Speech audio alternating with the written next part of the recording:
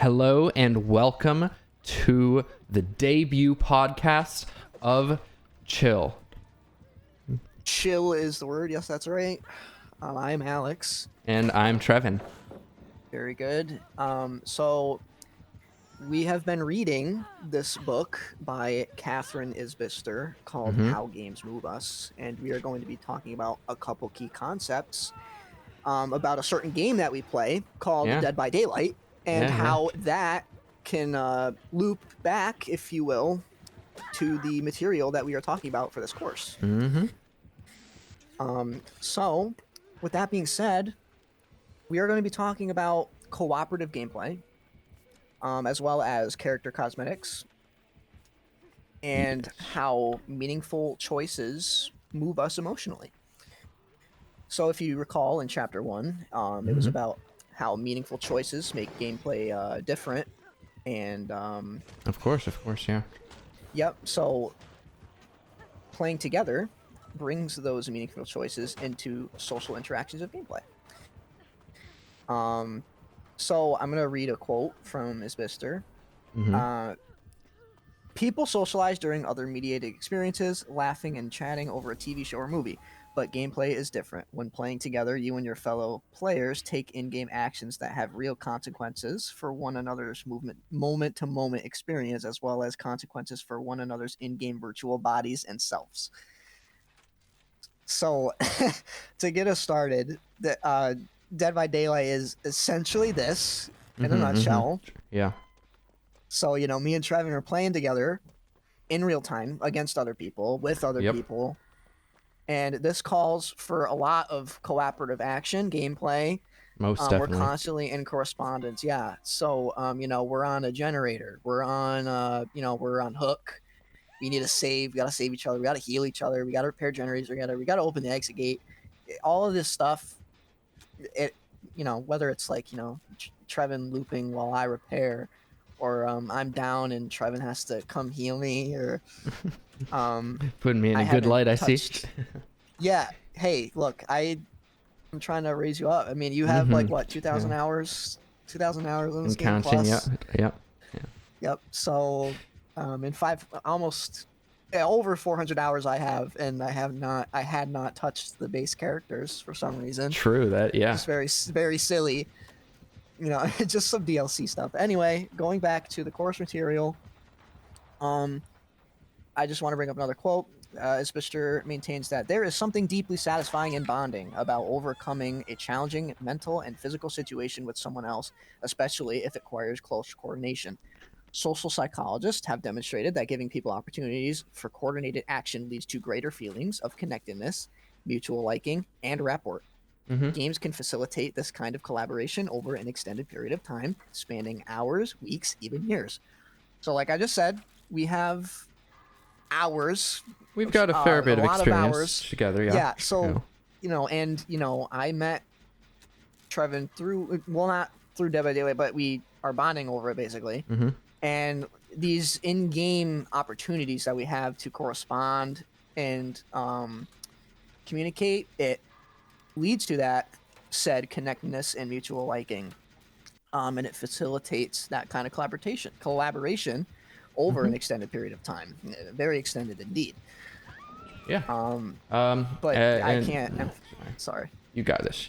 I can't emphasize how much that DBD can portray this kind of collaboration, because it's hundreds of hours enthralling gameplay with goals in mind, cooperative goals, and whether it's Trevin being going for an achievement that requires him to be a selfish teammate, or just me sacrificing myself for him, or vice versa.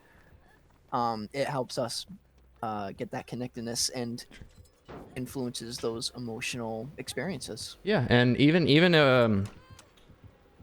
if you're not playing with someone else that in Dead by Daylight, you are always playing with 4 other real people.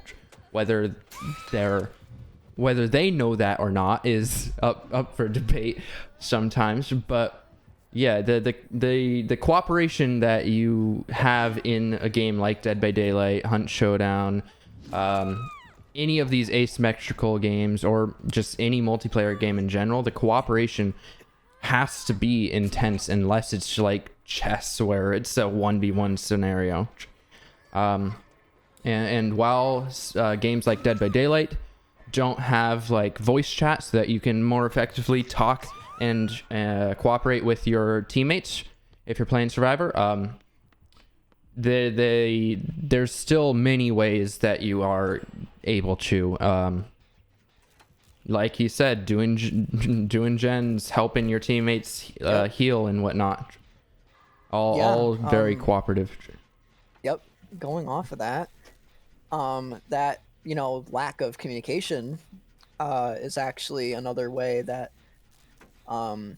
cosmetics can come into play. I was intrigued by the Isbister's explanation of avatars and customization tools, and of course we both know very well the bright as well as the bright and flashy customization elements. Yep. Yes. So your customization elements can say a lot about you.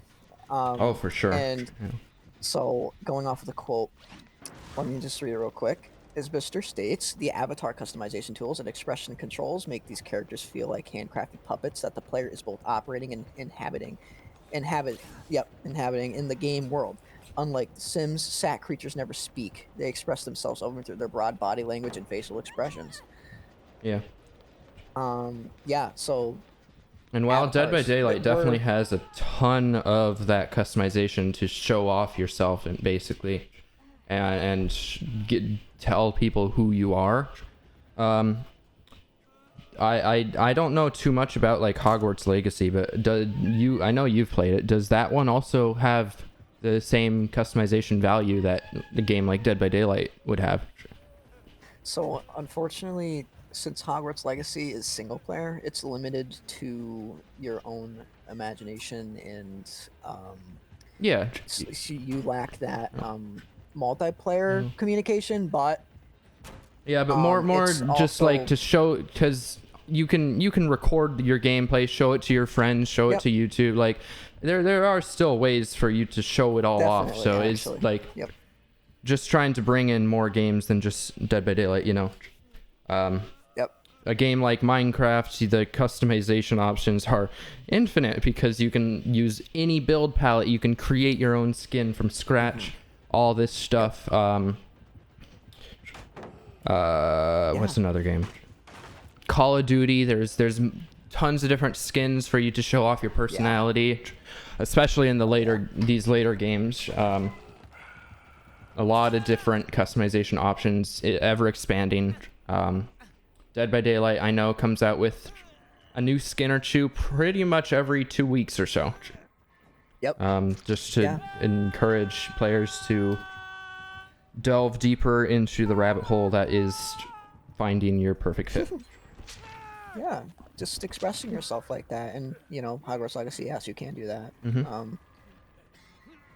Even though it is single player, but it does involve a lot of chapter 1 stuff, meaningful choices, and building that emotional attachment to your character, because it's a sense of like, oh, I am this character and I'm expressing myself through this character, so I have an attachment to my character because it's like me. So, but that can apply to DBD as well. And I would say that me and you playing together is like, I want to escape personally. I would like to help you escape.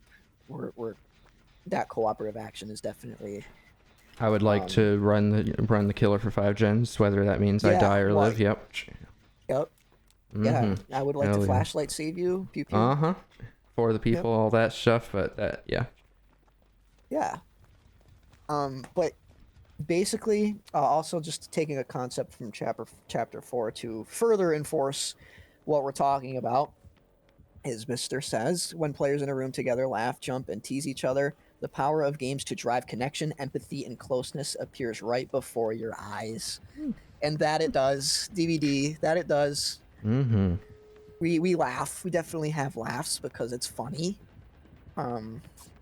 We also have some other emotions. Furthermore, yes, there are other emotions that come There's along a with this few game, others that I can fun. think of that I've had a few of them Yeah. just today, in fact. There are certain days you just can't play DBD, but Yeah. Yeah. it's all in good fun. In general, our cooperative gameplay allows us to have an emotional connectedness and Mm-hmm. allows us to share emotional experiences. Trevin's dying on the hook. We're the last two alive. Do I open the gate and leave, or do I go for the unhook? Either, if that ends up with us both dying, is it worth it? Like, it's just a lot of situations where you're just like, wow, I don't know what to do, or like, oh, I Yeah. want my friend to live. Just yeah. But I think that just about covers everything that we were supposed to talk about. Mm-hmm. I want to leave with one final little thing, not too much relating to what we've talked about here, but the importance of the flow zone. That is the zone in which the player has the most enjoyment, where they're able to go with the flow the most. In the text it specifies that the difference between being in the flow and out of the flow is the challenge of the game versus what your abilities as the player. As you keep playing a game for longer and longer, your abilities get higher and higher, with the challenge of that game becoming lower and lower. So like me with 2,000 hours in Dead by Daylight, my abilities might be a little bit higher than that of Alex's, and the challenge of it that therefore might be a little bit lower for me. The stakes aren't as high. Yeah, But I can think of one there- example. yeah.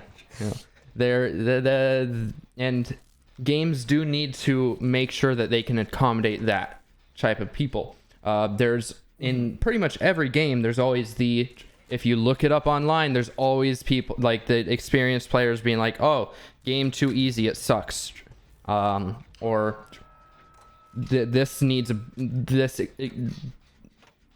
weapon needs a buff or something. When the people who haven't played as much like want it nerfed because it's killing them in every single game.